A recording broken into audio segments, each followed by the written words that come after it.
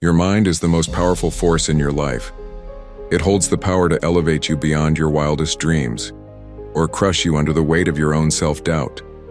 It can either be your greatest weapon or your most cunning enemy. The difference? It's all in how you train it.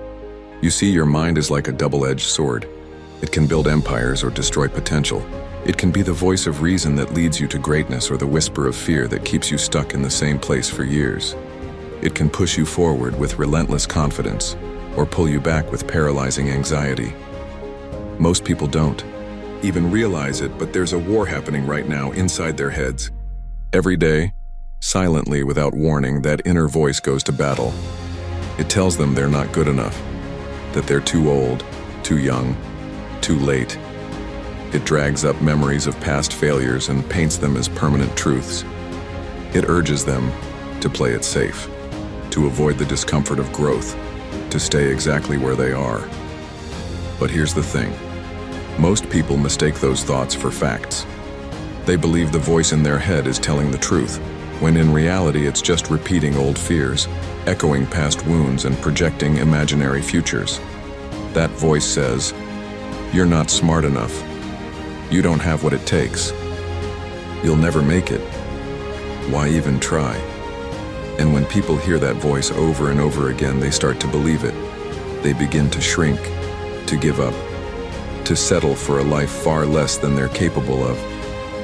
But I'm here to tell you, that voice in your head is lying.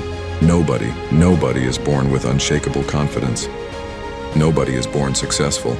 Nobody is born disciplined. The people you admire, the ones who achieve incredible things, weren't handed some secret gift. They built it, one day at a time, one choice at a time, one battle against their mind at a time. They weren't born different. They just refused to let their mind control them. Here's the truth. Your mind was never designed to make you successful. It was designed to keep you safe. That's why it fears change. That's why it panics at discomfort. That's why it clings to what it knows, even if what it knows is keeping you miserable. But guess what? Safety and success rarely live in the same neighborhood. Your brain was wired for survival, not greatness.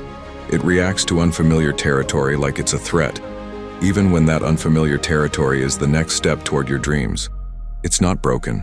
It's just doing its job. But if you want to rise above average, you've got to stop letting your survival mind run the show. You've got to train it. Look at David Goggins. He wasn't born mentally unbreakable. He was overweight, broke, and full of excuses. He let his mind dictate his life, and it led him nowhere. But one day he decided to fight back. He began doing things he hated, waking up at 4 a.m., running in the cold, pushing past his physical and mental limits.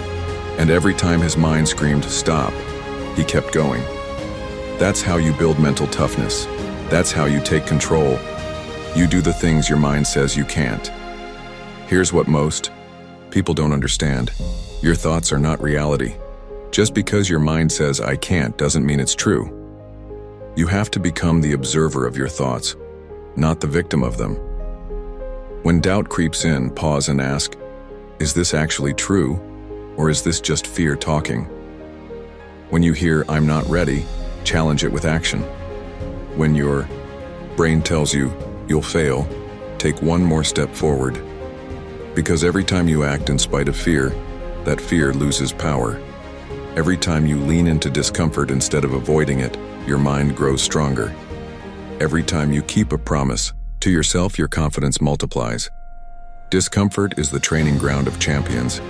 Take cold showers, hit the gym even when you're tired, study when you want to scroll, have the hard conversations, wake up earlier than you want to, do hard things on purpose, not because you enjoy the pain, but because you understand the reward.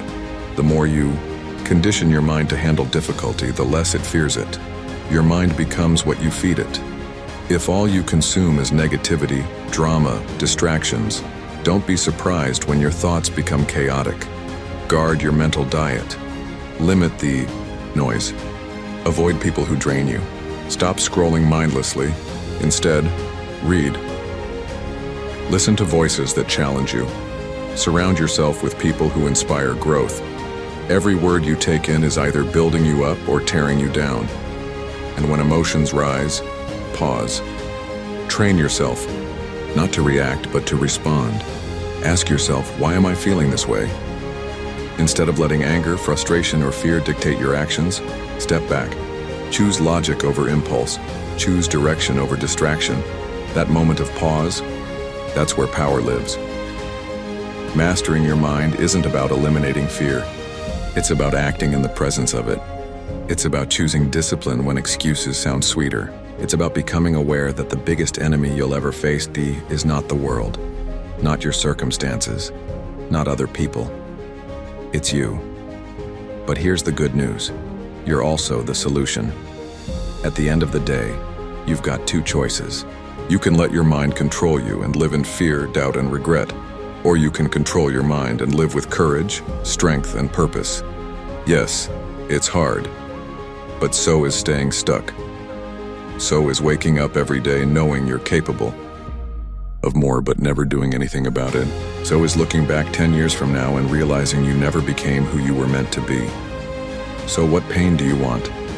The pain of discipline or the pain of regret? Because your mind will either be the reason you break down or the reason you break through. And that decision, it's yours. Every day, every choice, every thought. Train your mind. Master the voice inside. This is the Daily Boost. Take control. Stay motivated. Become unstoppable.